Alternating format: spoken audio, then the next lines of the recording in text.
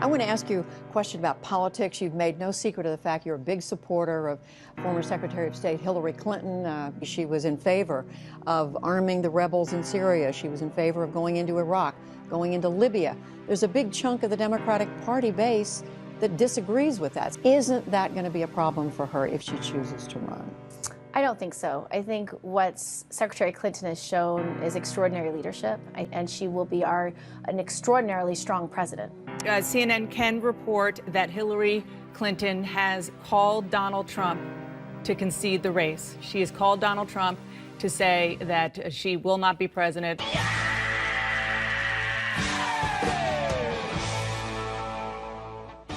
If she, for some reason, doesn't run, would you consider it? No, I really enjoy where I am in the Senate. I feel like I have a platform to really debate these issues of national consequence, and I am grateful that I have the chance to serve there. I'm running for president because I think this country deserves a president who's brave, a president who actually wants to help people. Can you tell New Yorkers who plan to vote for you on November 6th that you will, if reelected, serve out your 6-year Senate term? I will, and I spend my time going to all 62 counties. I'm the only person who can say that we've done that up here. Just want to make this clear. You're saying you will not get out of the race and you will not run for president. You will serve your 6 years. I will serve my 6-year term. Oh, Ms. Farr. Honestly, I don't believe that, considering the fact that this is the 3rd day she's been in New York in the entire month of October, when she has been in 5 other states, including New Hampshire, in this month. This morning, New York Senator Kirsten Gillibrand officially joined the crowded field of 2020 hopefuls, taking direct aim at President Trump in a campaign launch video titled Brave Wins. Just so you know, why are you leaving your current job? I think America needs me. In this recent Des Moines Register CNN poll that surveyed Iowa Democratic caucus goers, not a single respondent named her as a first choice. Has there ever been, in the last 235 years, a dumber person to serve in the United States Senate? Probably not. And so the truth is, I am the best candidate to run against President Trump because I can bring this country back together. New York Senator Kirsten Gillibrand has dropped out of the Democratic primary, becoming the 4th candidate to quit in just the last 2 weeks. Senator, because it's still the talk of dinner party conversations about Senator Gillibrand, that she flips and she flops, that she betrayed the Clintons, that she seems to go with whatever the wind is blowing. I know you've heard that. How do you feel about that, and how do you address it? Well, it's certainly not my record. It's not who I am. Not least, she is pro-gun. She's pro-Second Amendment. She got a strong endorsement from the National Rifle Association. I think we should pass the gun reform issues within the first month, all of them. Universal background checks, anti-trafficking, making sure people can't buy bump stocks. Well, it's certainly not my record. It's not who I am. Large magazine clips, all that work. No. There again, just at the end, she shows her ignorance, large magazine clips. This is a woman that wants to ban guns and all kinds and types and sizes and shapes of them, yet she doesn't understand what they are all about. When you use terms like magazine clips, you take away from your credibility. Immigration is not a security issue. It is an economic and a humanitarian and a family issue. There is no such thing as an illegal human. No one is above the law, and the president is not above the law. What do you think about the idea that apparently has been floated that Republicans are considering using women that work for them on their staff? It's an all-male group, as you well know, on the Republican side of the Judiciary Committee, using women staffers to ask the questions in the hearing. I think that's an absurd idea. If they literally can't do their jobs as senators on the Judiciary Committee and need to ask female staffers to do it for them, then they should step down from the committee. It's their job. As a member of the United States Senate, and part of the Article I branch of government, there's a kind of constitutional showdown we now have. William Barr in the Department of Justice announcing he will not appear before the House Judiciary Committee tomorrow because they wanted to have staff attorneys ask some of the questions. What do you think about that? I think Congressman Nadler has been very clear that he will use whatever powers necessary. Will use whatever powers necessary to make sure that he testifies, and I believe he will. I think that would turn the hearing into a circus. It is not the job of outside lawyers to cross-examine witnesses in front of the Judiciary Committee. That is the job of the senators on the Judiciary Committee. And if the Republican senators are unwilling to do that, they shouldn't be on the committee. Do you believe that Dr. Blasey Ford is telling the truth about what happened? I believe her. Her story is credible. I believe her because she's telling the truth. Vice President Biden has vehemently denied these allegations, and I support Vice President Biden. 2 years ago, Gillibrand wanted Brett Kavanaugh's life and family destroyed. He was guilty, she said. She could feel it.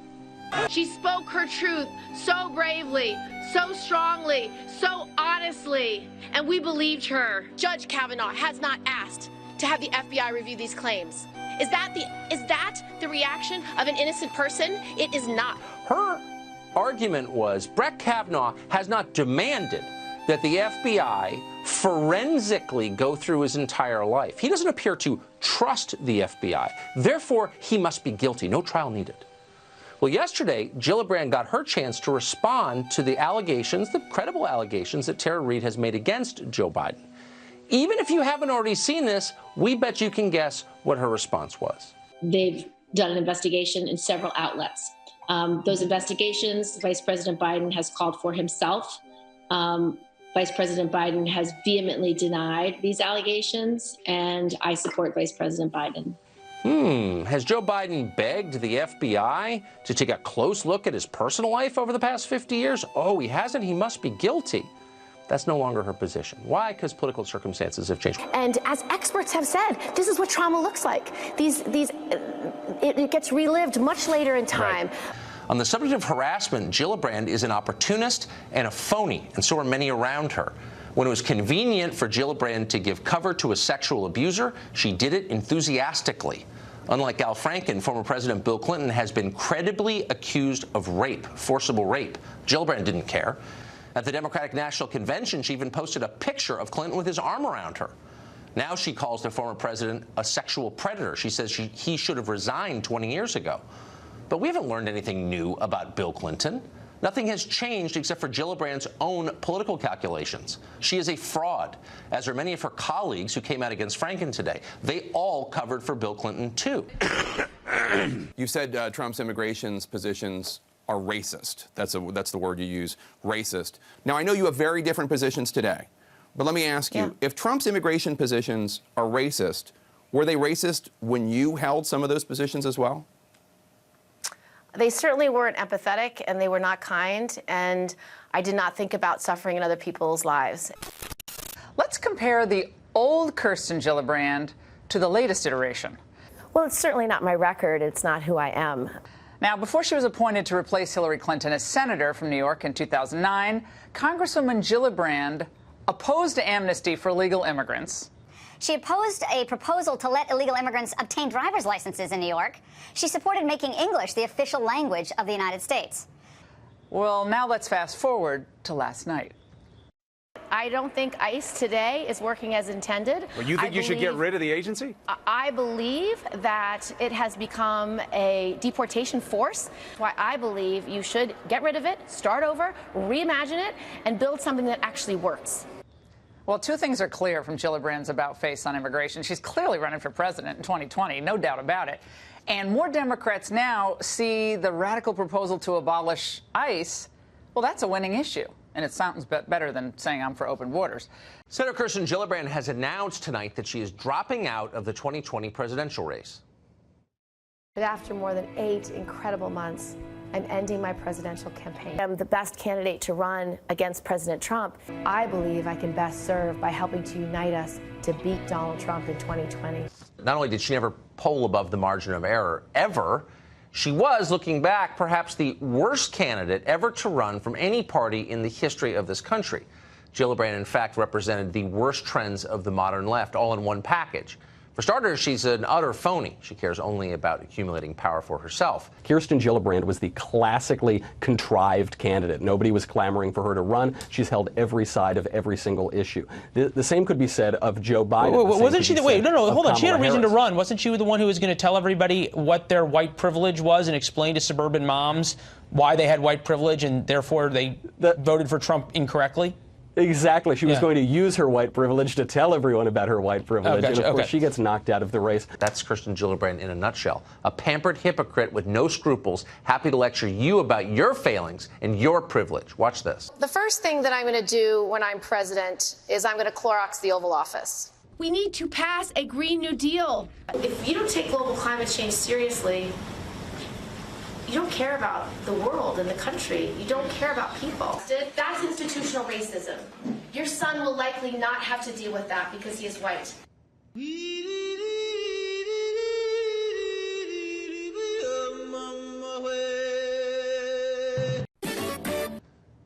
Self-righteous, dumb. Yeah, that's par for the course here in Washington. That woman should be ashamed of her white privilege. That's Kirsten Gillibrand in one clip. Really the worst candidate ever. Good riddance, Kirsten Gillibrand. The woman she wants to run for president in 2016, Hillary Clinton. Is she running? I certainly hope so. I think she'd be an incredible commander-in-chief. I think not only does she have the experience, but she has the gravitas. You hope so, but you think so? I do. I really do. Now, having said all this, why aren't I 50 points ahead, you might ask? Because American people, we love our presidents. We want to get to know them. So I think if she opens up on a more personal side, not only will people flock to her. Donald Trump is the president of the United States. And what about Kirsten Gillibrand for president? I don't aspire to that, but I do love serving the state of New York. I'm going to run for president of the United States because as a young mom, I will fight for your children as hard as I would fight for my own. I really think we need a president that will fight for other people's children, their communities, their families in the same way you would fight for your own. And I will fight for every family as if they were my own. I'm going to fight for other people's kids as hard as I would fight for my own. New York Senator Kirsten Gillibrand has dropped out of the Democratic primary, becoming the fourth candidate to quit in just the last 2 weeks. I was not fighting for other people's kids the same way I was fighting for my own, and I was wrong to feel that way.